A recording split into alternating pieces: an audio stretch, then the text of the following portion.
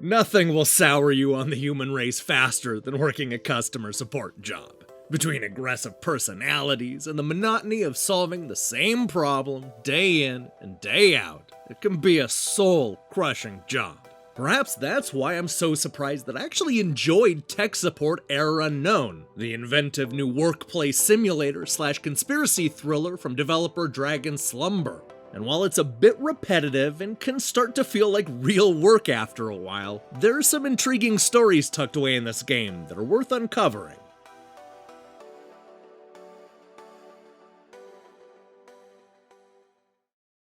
Welcome to the exciting new world of tech support.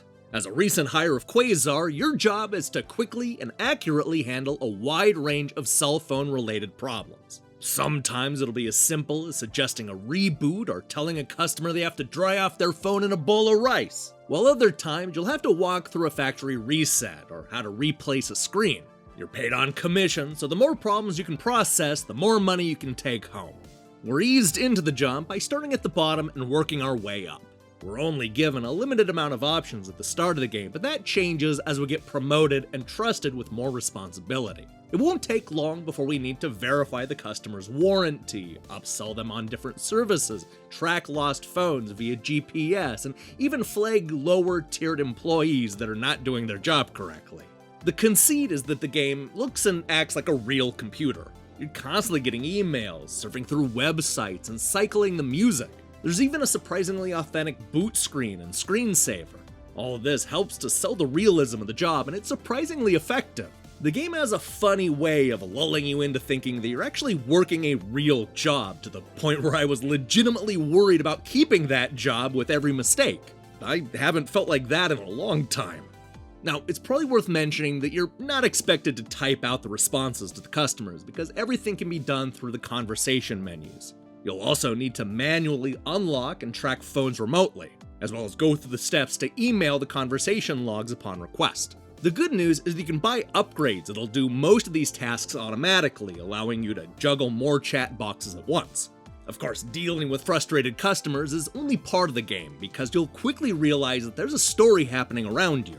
Your mother needs money for her life-saving medicine, the CEO is planning on running for president, a coworker may or may not be caught up in organized crime, and oh yeah, there's a shadowy organization trying to get you to flip on Quasar. What's exciting is that you control how the story plays out, so if you think you can live with the guilt of letting your mom die, then go right on ahead, you monster. You'll only have 30 days to play around in this world, which will include perfecting your customer support skills, buying upgrades, and chasing the threads that interest you. It's possible to play the game as a perfect employee, constantly striving for more upsales and faster turnaround on calls. But the more interesting path comes when you secretly work with Indigo, the hacktivist group that is trying to expose the evil corporation. You can also cooperate with the police, help co-workers, and more. There are a couple of dozen endings and a whole bunch of paths to take, so you'll want to experiment around and pull at each thread. Of course, the obvious comparison is to the 2013 game Papers, Please. I found Tech Support Error Unknown to be much less stressful and nowhere near as emotionally devastating. Part of the reason for this is because you largely work at your own pace, either handling each customer individually or juggling a bunch at once. On the other hand, you start to feel numb to the people on the other end of the screen. They aren't sympathetic characters, with most of them being outright rude. It's common to get cursed out when you run out of options, which is something that, even in a virtual state, begins to take a toll on how you view the customers. It doesn't help that a lot of the problems repeat ad nauseum. And it's not just the specific technical problems that repeat, but also the faces and the conversations you'll have. You'll quickly be able to predict exactly what the customers are going to say word for word. While I suspect that this is mostly due to the fact that a small team can only write so many lines of dialogue, it's probably not that far off from what it's like to be a real tech support operator. When you work a job like this, I have to imagine that the customers and their problems all start to blur together after a while. Realistic or not, the repetition is ultimately what took me out of this experience. The monotony can lull you into thinking that you're working a real job, but it can also take you out of the situation completely when you remember that you're not actually getting paid. It is, after all, a lot of busy work, which mostly involves you memorizing Quasar's constantly shifting policies and cycling through the dialogue menus. Seeing the same faces and conversations pop up broke the illusion for me. and not all the story threads are interesting enough on their own. That said, the main paths you go on are all worthwhile and full of twists. There are definitely times when this game worked on me.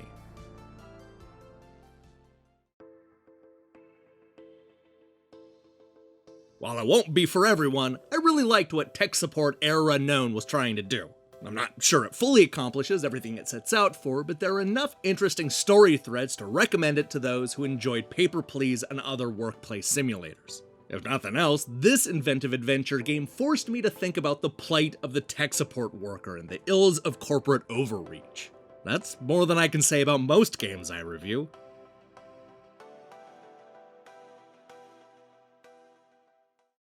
Hey, thanks for watching our review. If you liked what you saw here, then you should know that we post new reviews and features almost every day. Now here's the question I have for you. What kind of job simulator would you like to see? I'm thinking about jobs you don't normally see in video games, like, I don't know, working at a video store in the early 1990s. Let me see your picks in the comments below.